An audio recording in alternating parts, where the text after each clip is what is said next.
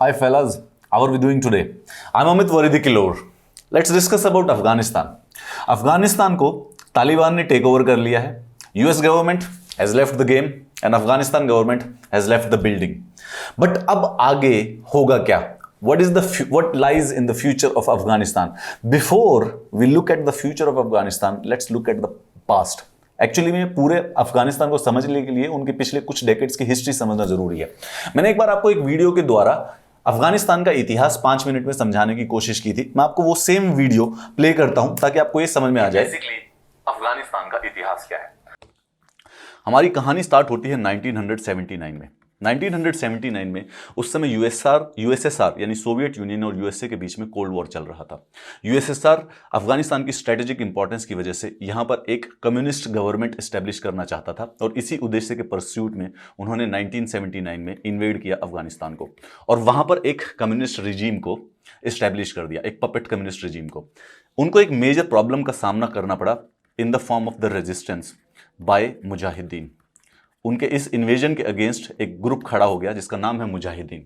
ये जो मुजाहिदीन ग्रुप है ये CIA के द्वारा ट्रेन था, फंडेड था और इनको आर्म्स प्रोवाइड किए जाते थे और सऊदी अरेबिया और पाकिस्तान भी इस ग्रुप को सपोर्ट करते थे.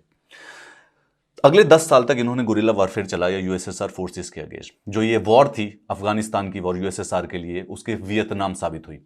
देवर इकोनॉमिकली ड्रेन्ड. ऐसा माना जाता है कि यूएसएसआर के डिसइंटीग्रेशन में अफगानिस्तान वॉर का बहुत ही बड़ा कॉन्ट्रीब्यूशन है. इसी वजह से जब वो इकोनॉमिकली बहुत ज्यादा एक्सपेंसिव पड़ने लगी 1989 में यूएसएसआर के प्रेसिडेंट गोर्बाचेव डिसाइड करते हैं कि वहां से एग्जिट कर लिया जाए एंड दे एग्जिटेड और उसके बाद यूएसएसआर का भी डिसइंटीग्रेशन हो जाता है. परंतु this creates a power vacuum in the Afghanistan. Mujahideen का जो ये ग्रुप था उसके बाद रीग्रुप होता है. इसी ग्रुप के कुछ जो लीडर्स होते हैं दे फॉर्म तालिबान. आपने इसका नाम कई बार सुना है यूजुअली टेररिस्ट एक्टिविटीज के तहत. ये तालिबान का मतलब होता है स्टूडेंट. तालिबान जो वर्ड है उसका मतलब होता है स्टूडेंट्स, इस्लाम के स्टूडेंट्स जो दे इन दिस पावर वैक्यूम में और केओस के अंदर ये एक आइडियोलॉजी लाते हैं कि ये इस्लामिक नेशन एस्टेब्लिश करेंगे with a very strict interpretation of the Muslim sharia law. आगे जाते हुए हम देखते हैं कि उस समय जो गवर्नमेंट थी 1996 में ये अफगानिस्तान के प्रेसिडेंट को पब्लिकली एग्जीक्यूट कर देते हैं. पब्लिकली एग्जीक्यूट करने के बाद वहां पर एस्टेब्लिश करते हैं इस्लामिक एमिरेट ऑफ अफगानिस्तान. इसको कोई रिकॉग्नाइज नहीं करता सिर्फ 3 देशों के अलावा, Pakistan, Saudi Arabia and United Arab Emirates. But main कहानी जो असली होती है वो शुरुआत होती है 2001 में. 2001 में 11 सितंबर को यूनाइटेड स्टेट्स ऑफ अमेरिका के ऊपर अलकायदा नाम का टेररिस्ट ग्रुप विश्व का सबसे बड़ा टेररिस्ट हमला करता है. 4 कमर्शियल हवाई जहाजों को हाईजैक करके यूनाइटेड स्टेट्स ऑफ अमेरिका की बिल्डिंग्स में क्रैश कर दिया जाता है. 2 होते हैं न्यूयॉर्क में ट्विन टावर्स में, एक होता है पेंटागन में और चौथा जहाज जो कि व्हाइट हाउस के लिए जा रहा था बीच में ही पेंसिल्वेनिया में क्रैश हो जाता है. 3000 से भी ज्यादा लोग मारे जाते हैं. इस इवेंट के बाद से आज तक के उसके बाद के सारे इंटरनेशनल पॉलिटिकल इसी इवेंट से इन्फ्लुएंस हुए हैं. जैसे ही ये होता है United states of America declare कर देता है वॉर ऑन टेरर. अंदाजा लगाया जाता है कि अलकायदा के लीडर ओसामा बिन लादेन के द्वारा यह अटैक करवाया गया है. ओसामा बिन लादेन उस समय तालिबान के शह में अफगानिस्तान में रहता है. यूएसए कहता है तालिबान को कि हमें ओसामा बिन लादेन को सौंप दो एंड तालिबान भी लाइक कि we don't know where is it, और अगर होता तो भी नहीं देते. मतलब उन्होंने लिटरली नहीं कहा था लेकिन उनके लक्षण इस प्रकार से लग रहे थे.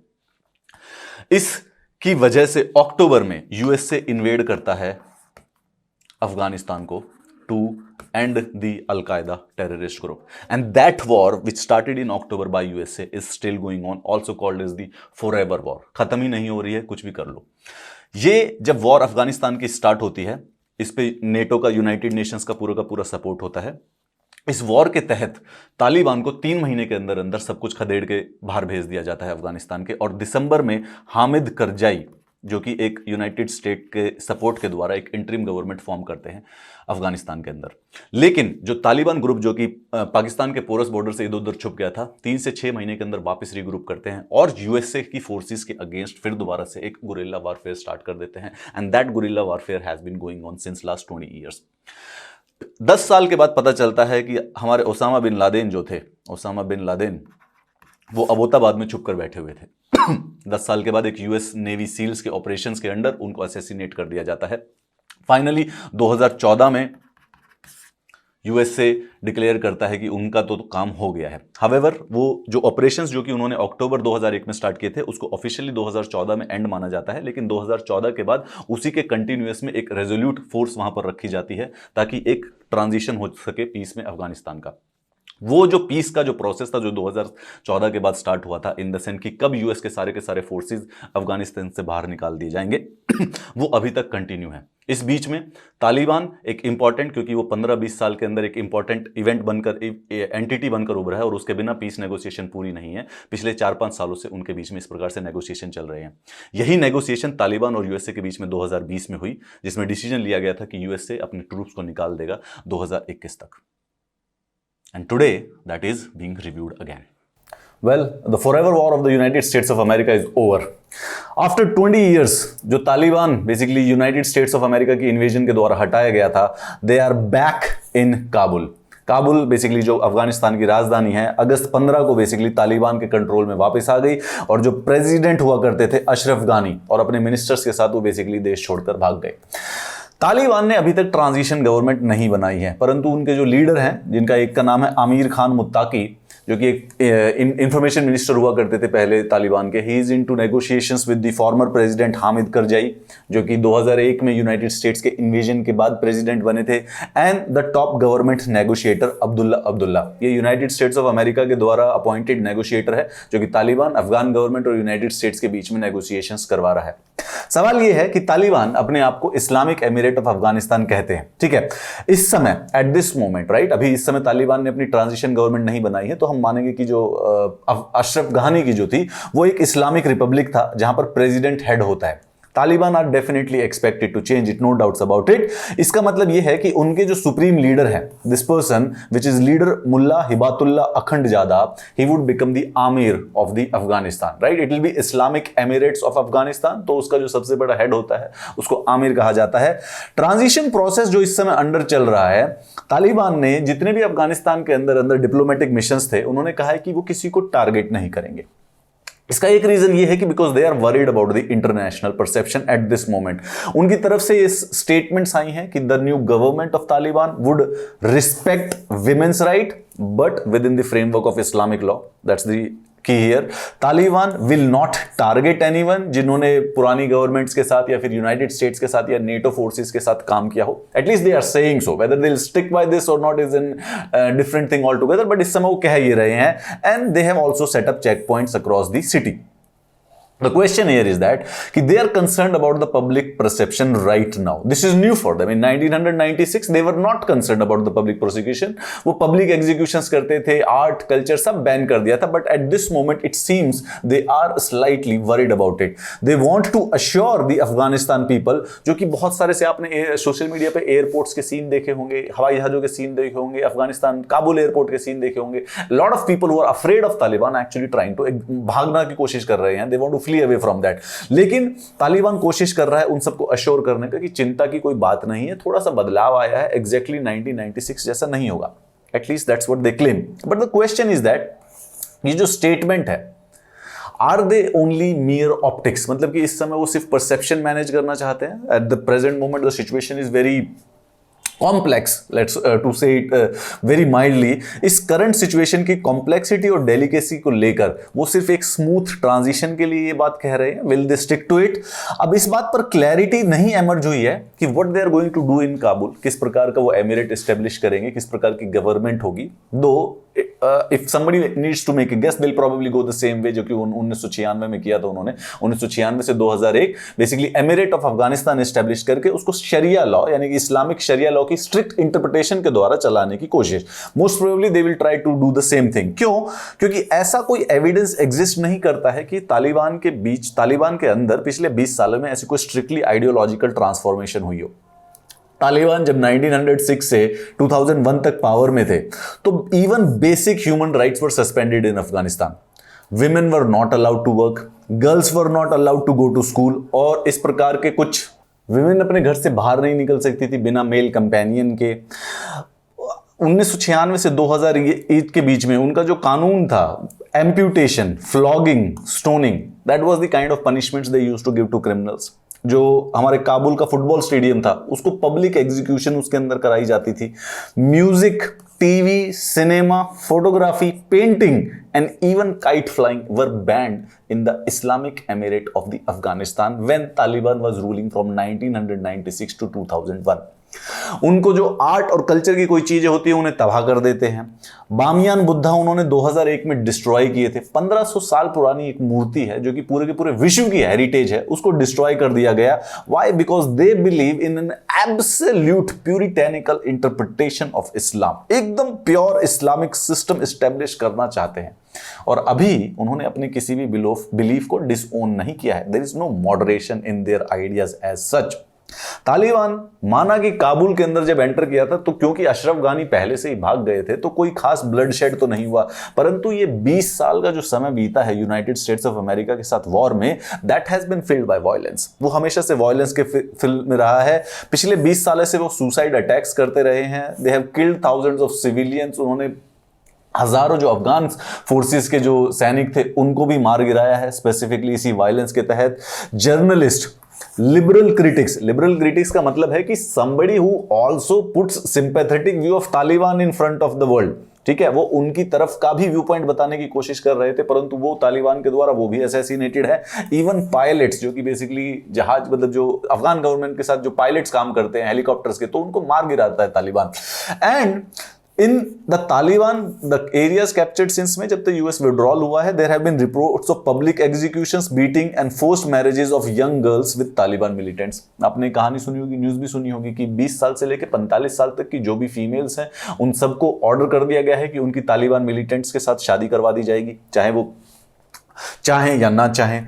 इन Kabul Taliban were actually doing a door to door search. मतलब देयर आर रिपोर्ट्स, कुछ एम्बिगुअस रिपोर्ट्स हैं, कुछ सच हैं, कुछ और कंफ्यूजन है, रूमर्स हैं, बट हाँ वो डोर टू डोर सर्च कर रहे हैं to figure out, to look for those people who have worked with government. हाँ, जो उनकी लीडरशिप है वो पब्लिक में अश्योर कर रही है कि basically nobody would be harmed and everything will be fine. अब जो आपने काबुल एयरपोर्ट के सीन्स जो देखे होंगे, राइट, ये सारे के सारे जो सीन्स हैं, एक जहाज है उसके चारों तरफ हजारों लोग खड़े हुए हैं। They want to flee from the Afghanistan because they are afraid of the Islamic militants, and somebody needs to tell them that this is not how planes works. Trains, maybe they probably learned it from the train, but this is not how planes works. But nevertheless, आपने मतलब this is scary scenes which you must have seen. अब तालिबान ने अभी भी recently Jalalabad में एक minor protest हो रहा था, तो इसको डिसेंट को कैसे दबाया, वहां पर वायलेंस करके बाद गोलियां चला दी गई, वहां पे कुछ लोगों की जानें भी गई। सो जो तालिबान स्पोक्समैन जो कि मॉडरेशन और राइट्स ऑफ पीपल की बात कर रही है, वो तालिबान की ऑन ग्राउंड जो हरकतें हैं उस पर कहीं पर भी नहीं दिखाई देता है। सवाल यह है कि Taliban is claiming to be moderate and to respect rights of everyone, even women, according to Sharia law, and even the people जो गवर्नमेंट के साथ या फिर पुरानी गवर्नमेंट के साथ या यूएस फोर्सेस के साथ काम करते थे। दो ऑन ग्राउंड ऐसा कुछ सच नहीं है। उनके जो पुराने बिलीफ्स हैं, जो स्ट्रिक्ट प्यूरिटेनिकल इंटरप्रिटेशन ऑफ इस्लाम है, वो उन्होंने उसको कोई डिसोन नहीं किया है उन बिलीफ्स को। वर्ल्ड कैसे रिस्पॉन्ड कर रही है? पाकिस्तान तो खुश हो गया है पहले, जो कि पिछले पूरे 1 साल से कह रहा था कि they were supporting a political settlement in Afghanistan, right. They wanted to कि अफगान गवर्नमेंट तालिबान बेसिकली किसी पीसफुल सेटलमेंट पे आ जाए। जैसे ही तालिबान ने उसको टेक ओवर कर दिया तो प्रधानमंत्री इमरान खान कह रहे हैं कि Afghans broke shackles of slavery. कोई इस आदमी को कुछ समझाए कि ऐसे नहीं होता है कुछ भी, परंतु इसको कोई बता नहीं पाएगा। अच्छा, चाइना ने यहां पे अपनी अपॉर्चुनिटी देख लिया। पावर वैक्यूम क्रिएट हो गया है। यूएसएसआर पहले यहां से हार के जा चुका है, यूएसए अब ह्यूमिलिएट होके जा चुका है। So they are the new leaders of the world. तो उन्होंने कह दिया है कि यूएस के हिस्ट्री विड्रॉल की वजह से they have signalled friendly relations with the Taliban. उनको अपने सिल्क रोड के लिए तालिबान की जरूरत है, अफगानिस्तान की जरूरत है। They want to make inroads into the central Asia, जहां पे उनको बेस्ट आइडिया लग रहा है कि अफगानिस्तान तो चाहिए ही चाहिए। उसके लिए it might actually recognise the new government once it is formed, while the US try to evacuate its diplomats। तो यूएस को पता है कि तालिबान आके जो भी यूएस बंदे होंगे, जो भी यूएस नेशनल्स होंगे, उनको या तो एग्जीक्यूट करेंगे या फिर उनको किडनैप कर लिया जाएगा। चाइना और रशिया की एम्बेसीज दोनों की दोनों इस समय काबुल में फंक्शन कर रही है। They are trying to figure out famous relation. Russia के एम्बेसडर एक्चुअली में तालिबान ऑफिशियल से मिलके आए, बोले कि काफी पॉजिटिव और कंस्ट्रक्टिव विचारधारा मतलब बातचीत हुई है। ईरान के प्रेसिडेंट इब्राहिम राइजी ने कहा कि US defeat in Afghanistan is a chance for durable peace. Iran और यूएस का वैसे ही 36 का आंकड़ा है, तो जब यूएस ह्यूमिलिएट होता है तो ईरान कोई ना कोई पॉजिटिव स्टेटमेंट देता ही देता है। तुर्की ने भी बोला they have already welcomed positive messages from the Taliban, which is very interesting. Why? क्योंकि एक्सेप्ट पाकिस्तान ये सारे के सारे देशों के किसी के भी तालिबान से कभी फ्रेंडली रिलेशंस नहीं थे, बट प्रोबेबली यूएस की ह्यूमिलिएशंस को सेलिब्रेट करने के लिए या फिर उसको कहीं ने घाव में नमक छिड़कने के लिए बेसिकली सबके सब तालिबान को काइंड ऑफ पॉजिटिव स्टेटमेंट देकर सपोर्ट कर रहे हैं। यूएस ने फॉर नाउ क्या किया, अपनी तरफ से जो एक्शन लिया है, अफगानिस्तान गवर्नमेंट के जो भी यूनाइटेड स्टेट्स के बैंक अकाउंट्स में जितने भी पैसे थे उसको फ्रीज कर दिया ताकि तालिबान उन फंड्स को एक्सेस ना कर पाए। This is one, but the thing is that कि इतनी ओपनली हॉस्टाइल पॉलिसी होगी towards Taliban in long term, ये कहना मुश्किल है। Most probably they will have to establish some kind of diplomatic relation with Taliban for sure. All this suggest that 2021 is not exactly like 1996। 1996 में पूरे के पूरे जो तालिबान एमिरेट था उसको सिर्फ और सिर्फ 3 कंट्री रिकॉग्नाइज करती थी, यूएई, पाकिस्तान और सऊदी अरेबिया। अभी इस समय मेजर कंट्री जैसे कि Russia and China have already agreed, and it seems कि जैसे ट्रांजिशनल गवर्नमेंट बनेगी they will actually give them diplomatic acceptance. USA is probably going to come around. Turkey, Iran almost support कर देंगे. So the question here is that Taliban is going to make government in Afghanistan. That is non-debatable. It is going to get the diplomatic acceptance and recognition which it is looking for.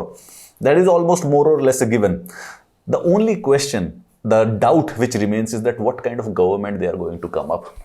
For now, every sign says they are going to come up something very close to what was back in 1996. It is very difficult to become moderate once you have become extremist. तो अभी जो इस समय वो assurance दे रहे हैं और जो ऑन ग्राउंड उनकी जो हरकतें हैं वो दोनों की दोनों मैच नहीं हो रही हैं। So they do want to claim कि वो राइट्स की रिस्पेक्ट करेंगे, but at the ground they are actually going around executing people, journalist, anything which they think is against them. We'll see how it is going to happen. China is going there. India also needs to play its cards very well. वरना अफगानिस्तान हमारे लिए एक बहुत बड़ा सिरदर्द बन सकता है. If you need the PDF of this class, this is the Telegram channel that you should join. And if you have to say anything about Taliban, you can hit me on any of my social media. Have a nice day.